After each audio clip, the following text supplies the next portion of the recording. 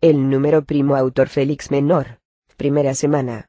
Manuel sacó del bolsillo la llave de seguridad, la introdujo en la cerradura, y con bastante dificultad logró abrir la puerta. Maldijo por lo bajo. No entendía cómo una cerradura tan sofisticada podía abrir tan mal. Seguramente la culpa la tenía la absurda burocracia, que no dudaba en gastarse un montón de dinero en comprar equipos y después era incapaz de pagar un poco de aceite.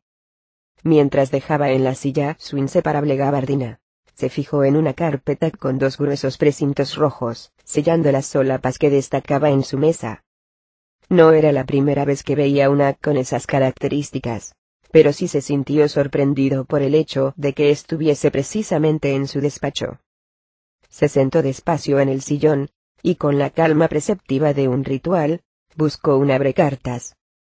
En ese momento afloró una sensación, entre inquietud y curiosidad, evocándole de inmediato el ansia que se había repetido sistemáticamente durante toda su vida cada vez que abría un nuevo caso. Y con cierta excitación, rápidamente terminó de abrir la carpeta y comenzó a examinar los documentos que se encontraban en su interior. Lo primero que encontró fue una escueta nota del secretario indicándole que debería hacer un informe, sin ninguna otra aclaración. El resto de la carpeta estaba compuesta por diferente documentación. Las primeras páginas mostraban un informe de la policía que relataba un asesinato.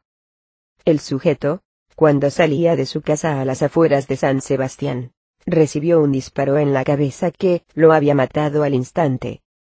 Grapado a este informe, constaba una copia de la autopsia, que resumía las causas de la muerte de forma breve y concisa.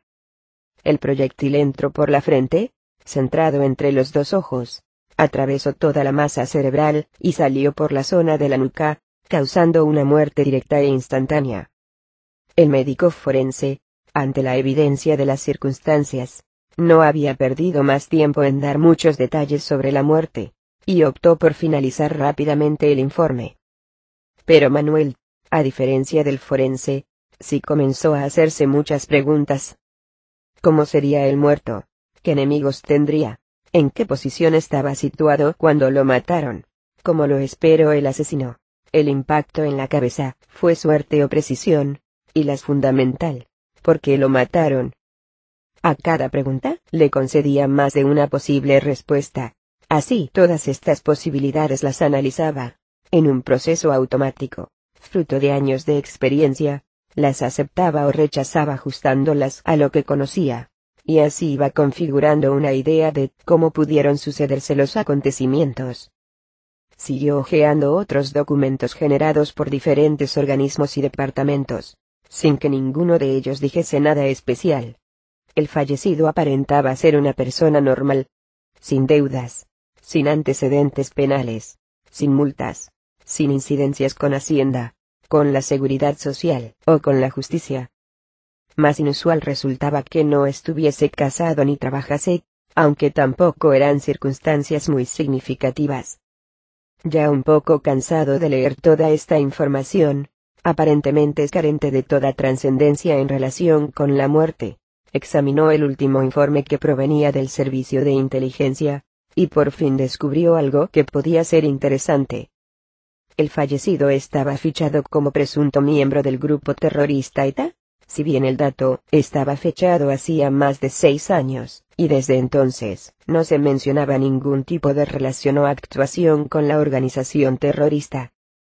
Por fin algo tenía algún sentido, pues, sin duda alguna, era por esa última información por lo que le habían enviado el expediente a su despacho. Aunque, eso sí, seguía sin conocer los criterios seguidos por el Ministerio del Interior para haber encomendado ese expediente precisamente a su persona. Fuera como fuese, en ese momento, se sentía muy satisfecho al tener algo concreto en que trabajar. Después de todo, llevaba casi 3 meses en ese nuevo puesto como asesor en el Ministerio del Interior, y desde entonces, no había tenido un verdadero trabajo de investigación, tan solo una sucesión constante de reuniones y cursos de formación, que con inmensos manuales con títulos tan evocadores como operativas, para coordinación de actuaciones de proyectos conjuntos, o de los programas de cooperación interdisciplinar, daban una idea de su soporífero contenido. La triste realidad era que, como él los solía definir, se habían juntado el hambre y las ganas de comer, por una parte la dificultad técnica de los manuales, y por otra su escasa capacidad personal para adquirir nuevos conocimientos. Así que el resultado no había sido muy alentador. Y con cierta frustración, reconocía no haber logrado asimilar prácticamente nada del llamado programa de formación avanzada de personal técnico al que estaba sometido desde que entró en el ministerio. Para él este programa no era más que un eufemismo que encubría el intento para reciclar a viejos funcionarios. Inconscientemente esbozó una sonrisa al recordar que dicho programa se utilizaba el acrónimo FAPT, y que cada vez que lo pronunciaba, se sentía como un viejo intentando hablar sin su dentadura postiza. A pesar de no estar muy contento en su situación, no se mostraba especialmente crítico con sus superiores. Por una parte, su particular sentido de la jerarquía le evitaba cuestionarse la existencia o conveniencia de los procedimientos establecidos. Y por otra, era plenamente consciente de sus limitaciones personales, por lo que todos estos planteamientos modernos y teóricos le superaban ampliamente, sin llegar a cuestionarse si eran o no eficaces. Ahora estaba ilusionado por tener por fin algo de trabajo sólido entre manos, pero quería engañarse, pues la nota adjunta al expediente expresaba claramente que examinase el dossier para emitir un informe preliminar, y en consecuencia la consideración de que tenía entre manos un verdadero caso de investigación era cuando menos exagerada.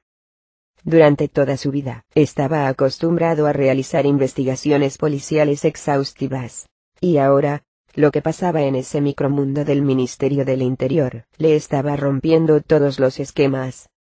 Así, lo primero que había descubierto es que, cuando se ordenaba realizar una investigación, se intuía entre los funcionarios un especial nerviosismo ante la posibilidad de que se exigiese resultado o algún tipo de responsabilidad.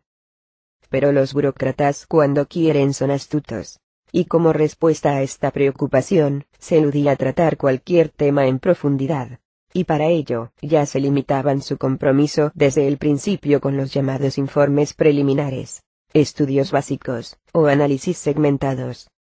Si bien aún lograron mejorar esta ambigüedad al repartir la hipotética responsabilidad entre varios, para lo cual acudían a los llamados equipos de trabajo de evaluación inicial, comités de estudio o comisiones de investigación.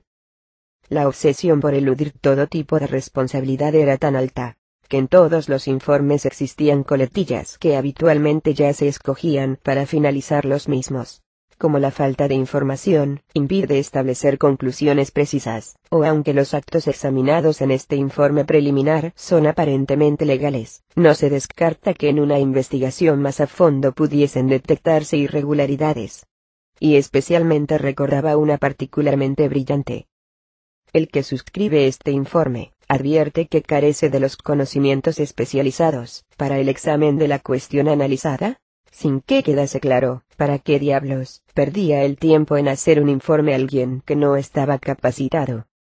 Naturalmente el único pequeño inconveniente que generaba esta astuta burocracia era que los problemas quedaban sin solucionarse, pero, al parecer, se trataba de una cuestión secundaria en la que nadie estaba muy interesado, cumpliéndose el famoso principio no escrito de la administración pública. Los problemas no son cosa nuestra, las soluciones, tampoco, pero lo haremos constar por triplicado. Manuel consideraba todo ese papeleo burocrático algo totalmente inútil, aunque con cierto cinismo, reconocía que era el medio ideal para que un burócrata diese a un político una explicación lo suficientemente compleja y a la vez difusa sobre cualquier cuestión que